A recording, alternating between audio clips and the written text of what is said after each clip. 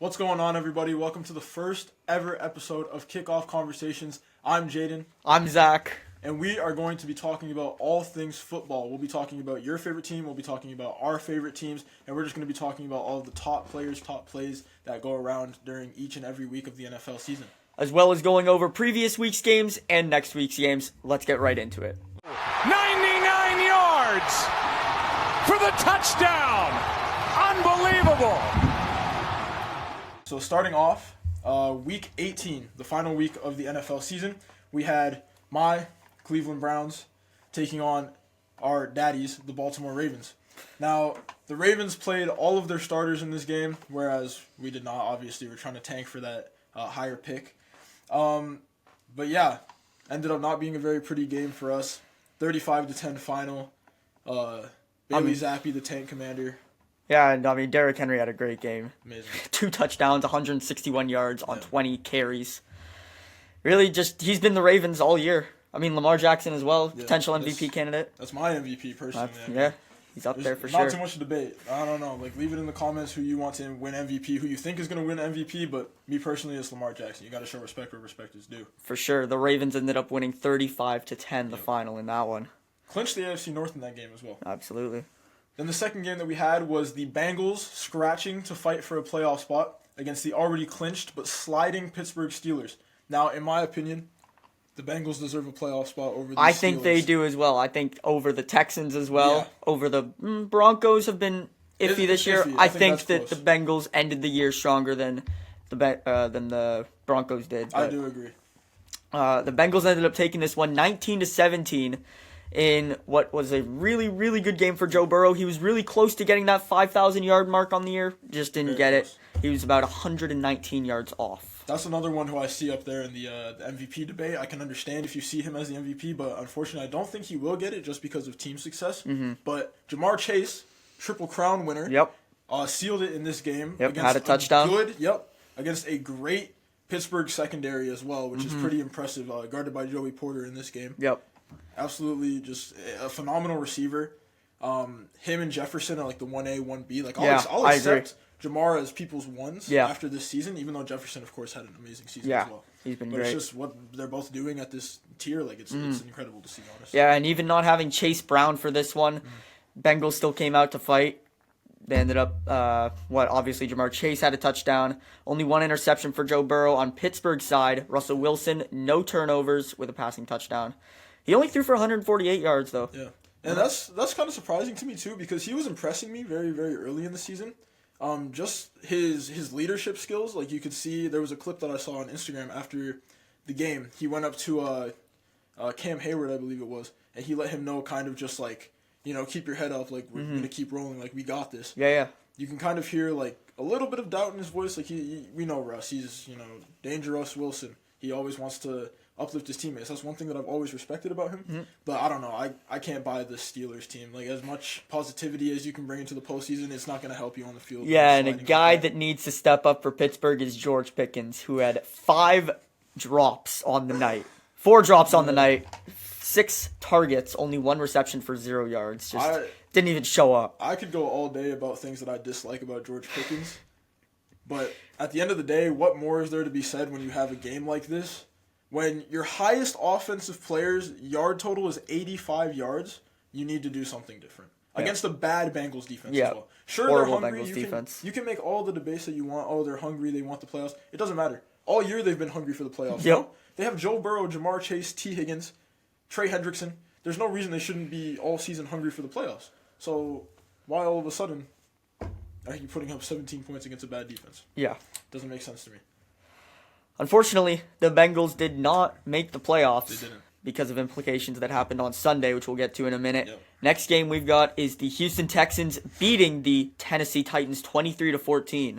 Now, this one, not as much of a statement as I believe some were trying to make it out to be. Davis Mills got some run there. I love Davis Mills. He's hilarious to me. He's just a funny guy.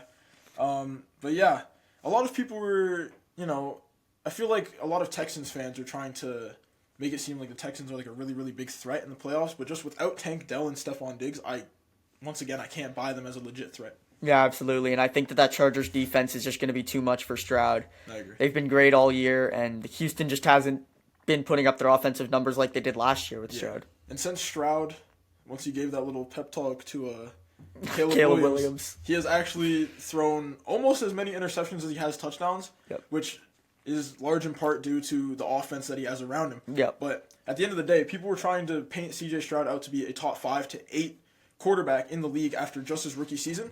So I feel like that's a little bit of added pressure on the back of him. Yeah. Though he was great coming out of college, I will say. And I still think he's a good NFL quarterback. Mm-hmm. It's just, you can't close a season like that and then try and look like a legit threat to teams like the Chiefs at the top of the AFC. It just, I don't buy it. Will Levis, nothing really special there. I mean, he lost the fumble that ended up getting returned for a touchdown, I believe. Yes, I believe that did happen.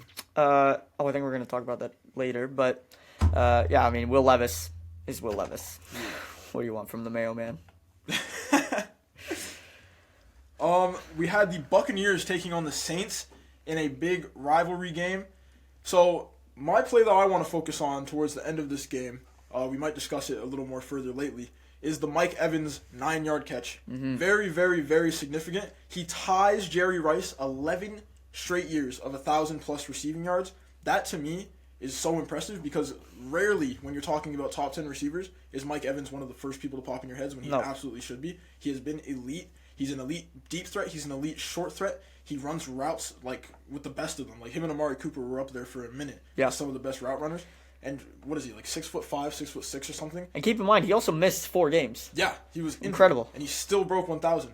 You know who was also injured, who didn't break 1,000? No. Tyreek Hill. Yep. Just saying. Just saying, people. So when we're discussing wide receivers at the start of next season, or even right now, make sure Mike Evans' name. Absolutely. And that was also a $3 million catch? Yes. Yeah. It was huge. Insane. Massive. Big payday for Mike Evans. Next up, we've got the Eagles and the Giants in a game where I don't think either team really cared about the outcome. Philadelphia ended up winning, though, which is good for the Giants. Mm-hmm. I don't know. Giants fans seem to hate losing to Philly no matter the implications. My dad was actually quite excited. Oh, well, that's good. Being a Giants fan, he was like, hey, man, we'll get a better pick. Patriots lost as well, so they get a better pick. When we get to that game, I'm going to rip into those guys, man. Horrible. But yeah, not much to talk about during this game. Malik Neighbors, 64, 5 catches, had a touchdown. He's going to be really, really special next year. He was already pretty special this year. Him and Marvin Harrison is going to be really fun to watch for these upcoming years. Especially if the Giants can actually get a quarterback. Yeah. That would be great. And next we have the Patriots beating the Buffalo Bills. So the Patriots had the number 1 spot locked up and decided to win. And then immediately, almost 2 hours after the game, they fire their head coach who they had just hired this year. This makes zero sense to me, Zach, because first of all, Gerard Mayo is a first-year head coach. Yep. Why are you firing a first-year head coach who didn't have a roster? Yep. It doesn't make sense to me. It seems really, really unfair. It seems like they're trying to play scapegoat here. Mm-hmm. And second of all, a positive for the Patriots, Joe Milton. Joe Milton, man. Joe Milton is one of the most fun quarterbacks I've ever watched play He just football. Slings it, man. He made like 3 or 4 plays where I was like, damn. Yeah. Like, it's just crazy what he was doing. Kendrick Bourne had a great game because of Joe Milton. Mm-hmm. Drake May only saw like a couple reps. I think he actually got sacked. Yeah. Like only one of the only reps that he played in. But yeah, no, Joe Milton was incredible. You had a really good game. 22 for 29 on the day. 241 passing yards and a touchdown. He had a touchdown that got called back as well. Yeah. On a great play. But I believe some teams are actually trying to like poke at the Patriots to get him, which when he got drafted, I was kind of confused why the Patriots would draft. Yeah, they took 2 quarterbacks. Yeah, May and Milton. I don't know. Maybe it's just a little bit of security. Like they knew that Milton was good. They were kind of concerned about May. Maybe I don't know. But some teams are poking around at the possibility of Joe Milton. And if the Browns don't want to waste a pick on a quarterback and we just want something that's certain, I wouldn't mind Joe Milton. I wouldn't mind him. That's all I'm gonna say. He's mobile. Next up, the Colts taking the Jags into overtime, and the Colts end up coming out on top after a game-winning field goal from Matt Gay. This was probably the most entertaining game of the day to me. Oh, no. There's another one that I was forgetting. But this was one of the more entertaining games, which is kind of crazy because both teams have been eliminated from the playoffs for nothing really to play 3 for. weeks. Like, there's literally nothing to play for. But just Brian Thomas Jr. is incredible. his catch at the end of the game. It was 4th and 22, and he gets a 20-yard catch just short of the sticks to end overtime. They were streaking too. Like Yeah. it was looking good.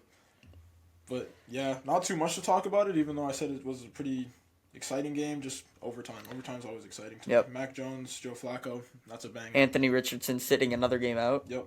Jonathan Taylor had 34 carries. He did. 180 yards and a touchdown.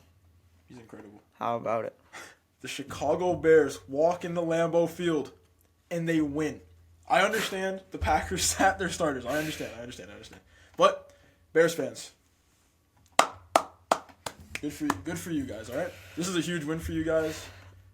Just morally. Yep. You beat the Packers. You send them into the playoffs with a loss. As the 7th seed, yeah. And you end your 10-game losing streak, Yeah, which exactly. is... And my twin, Caleb Williams, he had an okay game. He had a passing touchdown, only 150 yards on the day. 21 of 29, that's okay. DJ Moore had a great game, caught 9 catches, had about 86 receiving yards there and a touchdown. DeAndre Swift as well played pretty good. And Roma Dunze and Keenan Allen continue to be a little bit disappointing there.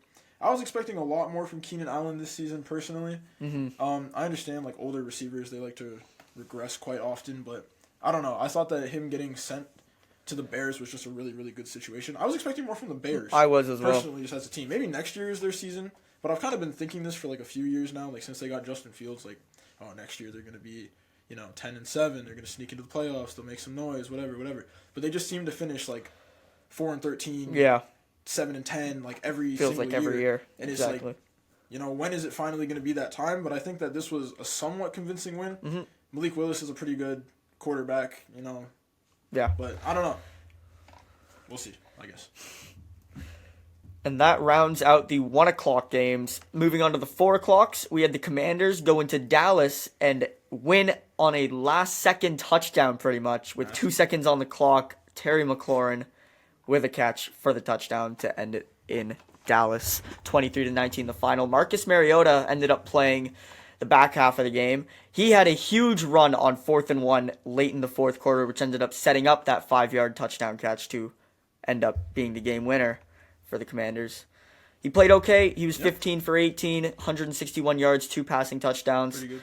And over on Dallas' side, Trey Lance was 20 for 34 with 244 passing yards. I like to see Trey Lance do that kind of stuff. You know? I do too. Like, call me crazy, but I'm still low-key a believer of Trey Lance, man. Yep. Like, I feel like the right situation and a little more reps, like maybe on a bad team, he could do it, man. Like, He didn't get the opportunity. No, and being QB3 on a Dallas team that kind of needed to just like try and develop something during the season, but instead they went with Cooper Rush for whatever reason, right? Like, this is no hate to Cooper Rush, bro. Like, do whatever you got to do, man. Like, you're in the NFL. Why are you gonna cry about reps, right? Like, Yeah. who cares? But I just think that those should have been Trey Lance's reps at the end of the day because you were playing for nothing, and you could have developed something here. Like, Dak's making a lot of money.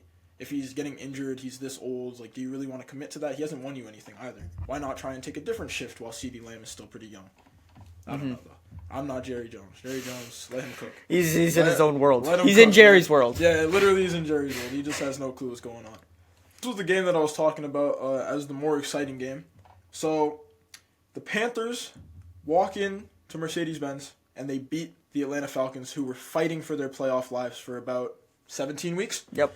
And this is just an embarrassing win to me. Now, the Panthers have been surging. Don't get me wrong. Bryce Young has looked fantastic. Right? Miles Sanders has looked fantastic. Yep. Their whole offense, really, their defensive end obviously needs some work. Yeah. But the offense was looking amazing.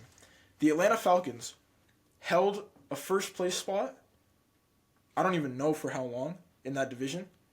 But they were ahead of the Bucs at one point. I know that. Yep. And they've had an easier schedule than the Bucs. So there's no reason that I think they should have fallen out of here. The only reason they fell out is them being scared to pull the trigger and bench Kirk Cousins.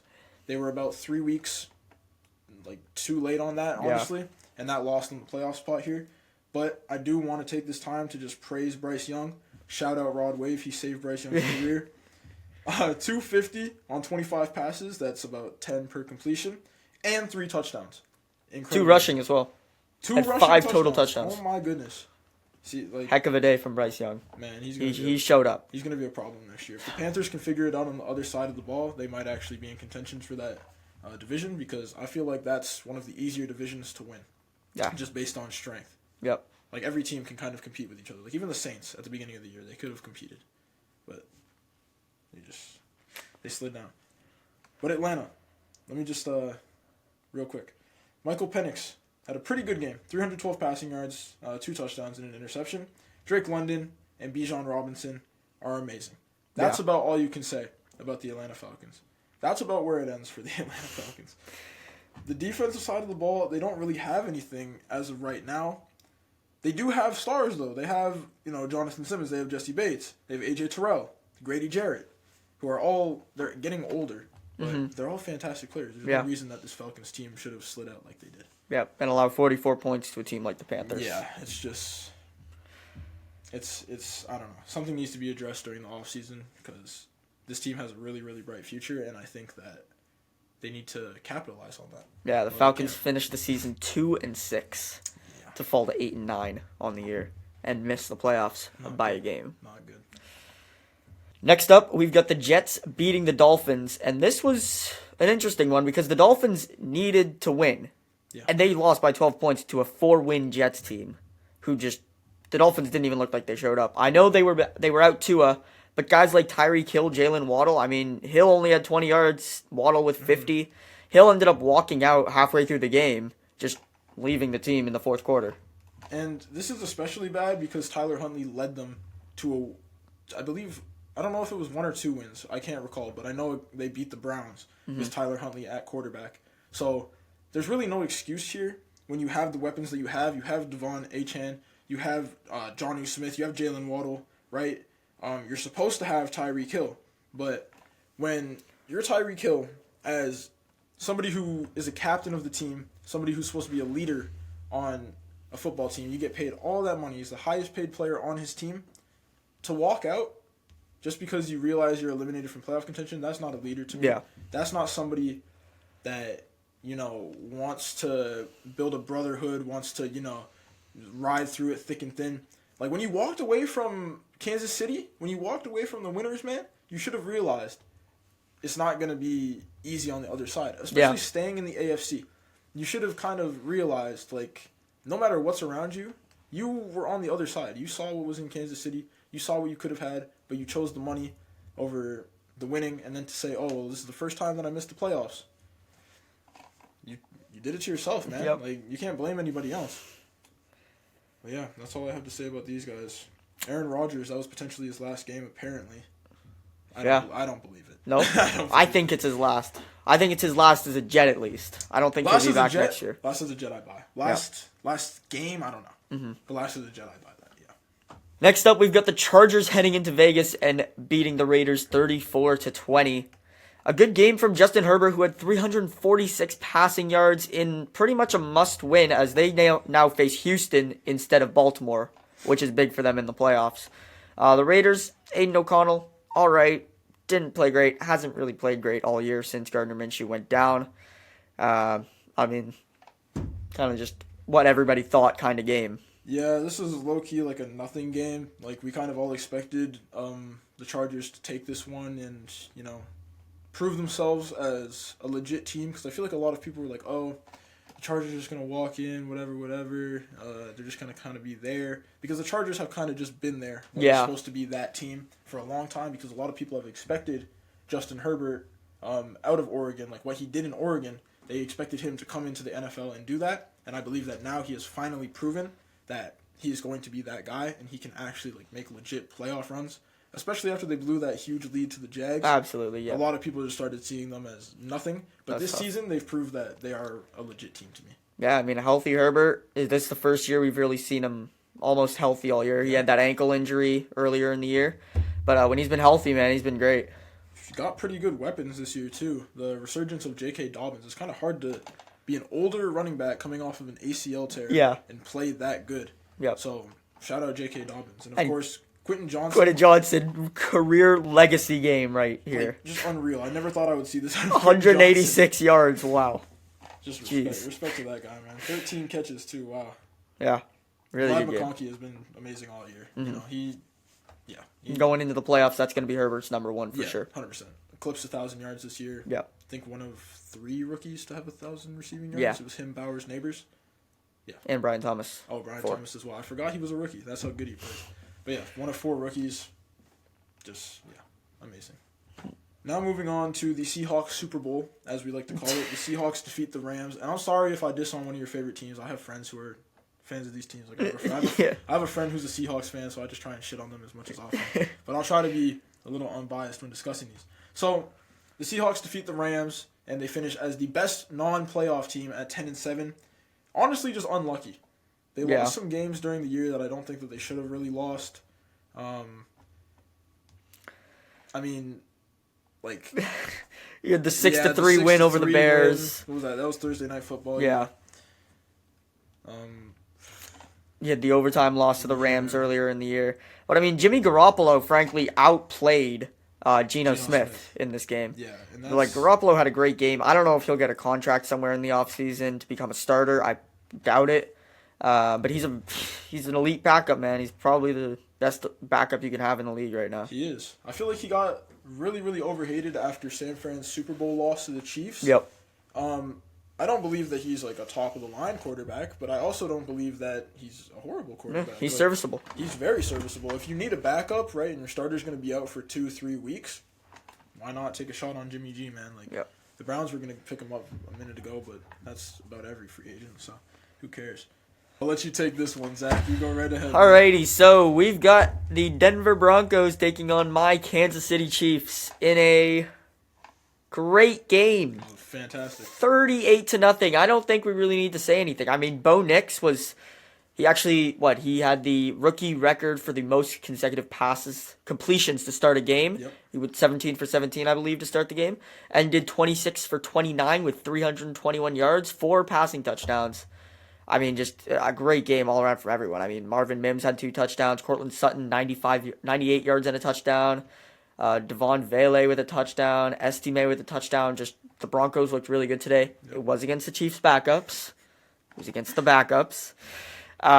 Like Carson Wentz didn't even pass 100 yards, but the Chiefs had 98 total offensive yards, I believe.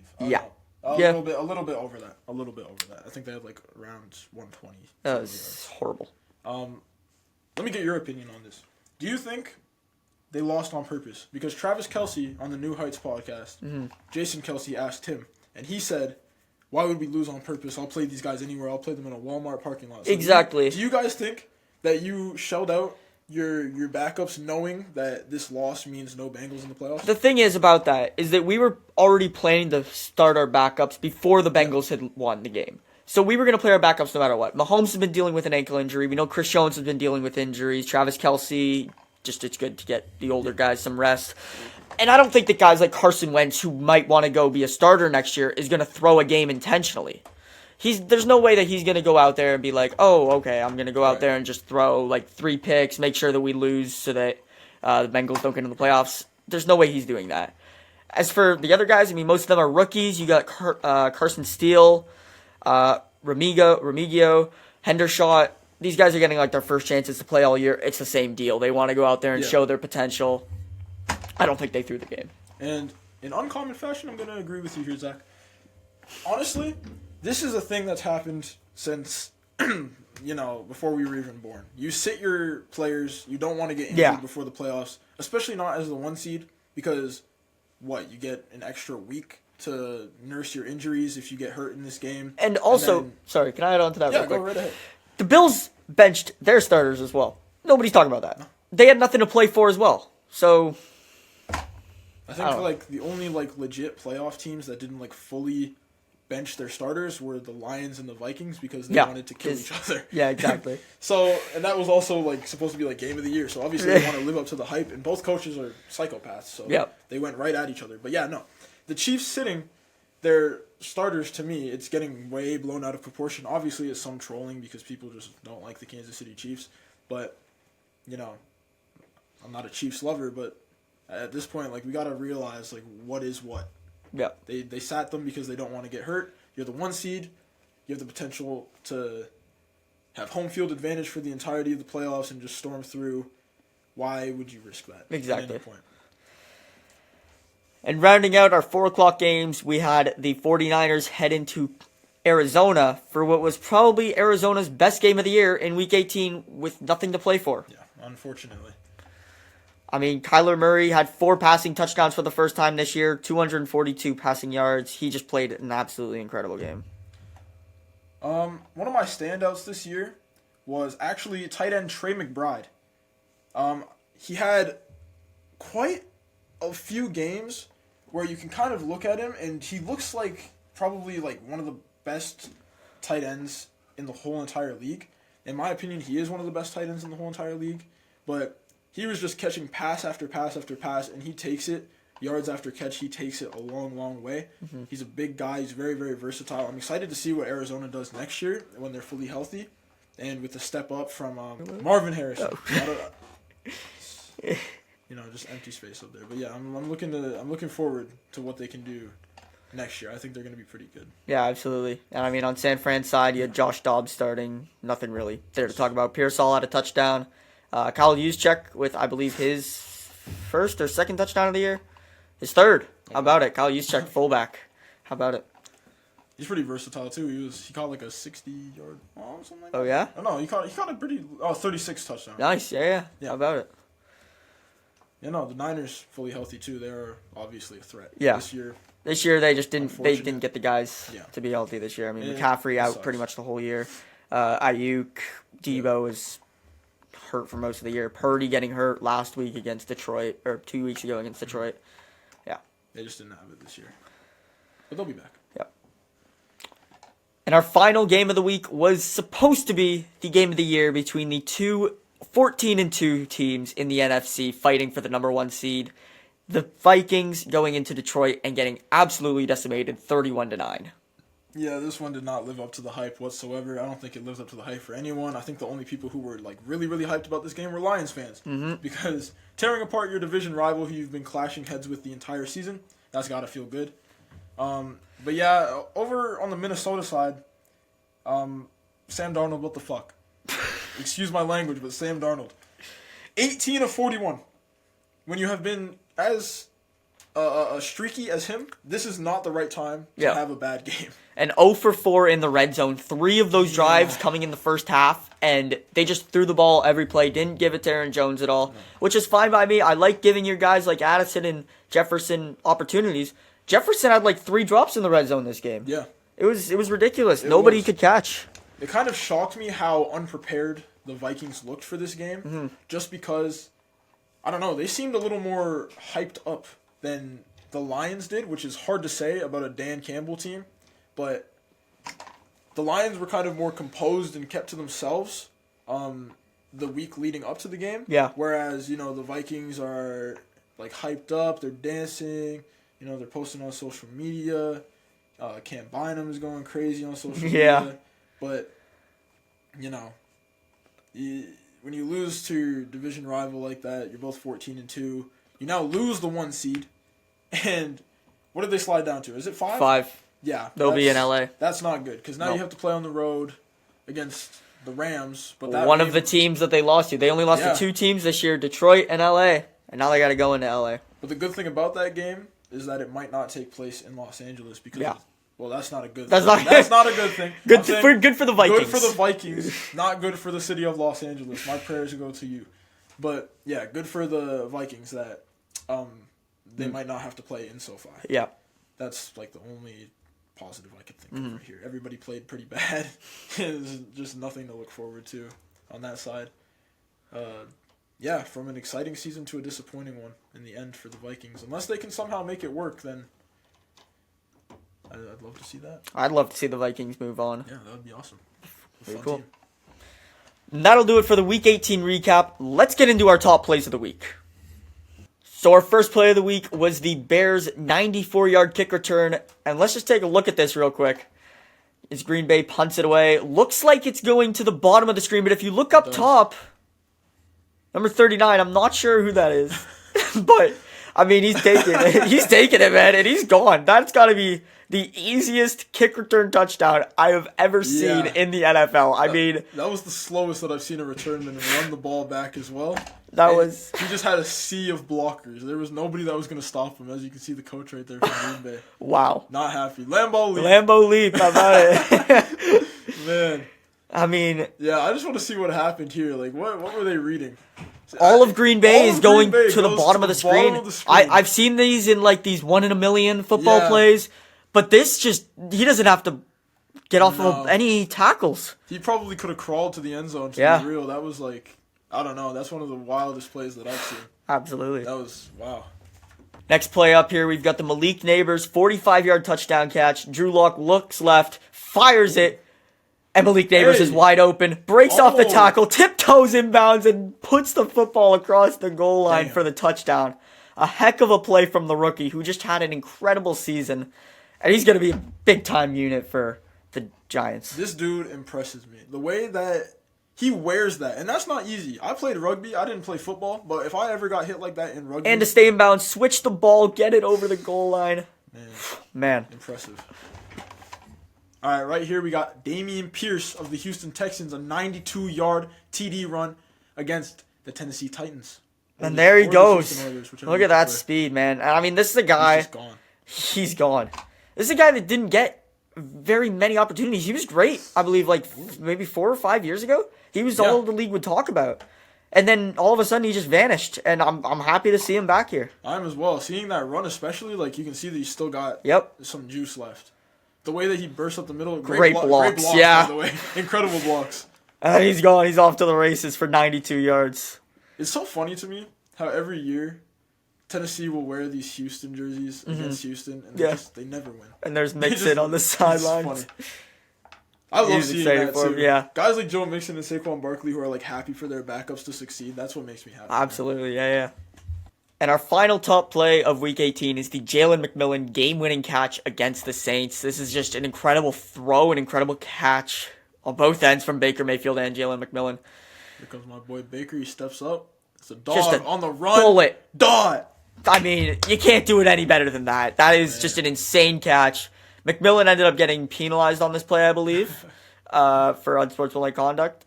But, I mean...